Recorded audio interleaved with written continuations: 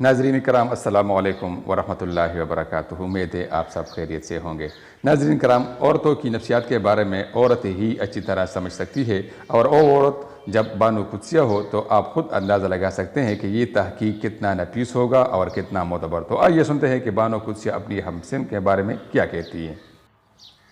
सख्त मजाज मर्द औरत की दिलकश शरारतों से महरूम रह जाता है। दुनिया का सबसे मुश्किल काम उस बात की वजाहत करना है कि आप किसी के साथ कितने सच्चे और मुखलिस हैं। मोहब्बत में इंसान का बुरा वक़्त तब शुरू होता है जब किसी को ये बोल देता है कि मैं आपके बग़ैर नहीं रह सकता। वक़्त गुजरने के बाद अगर कोई कदर करे तो उसे कदर नहीं बल्कि अफसोस कहते हैं।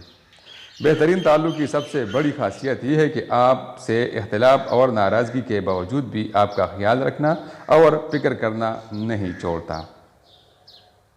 औरत ज़ात बहुत भूखी होती है। जहाँ मोहब्बत और इज़्ज़त मिलती है वहीं पे अपना सब कुछ कुर्बान कर देती है।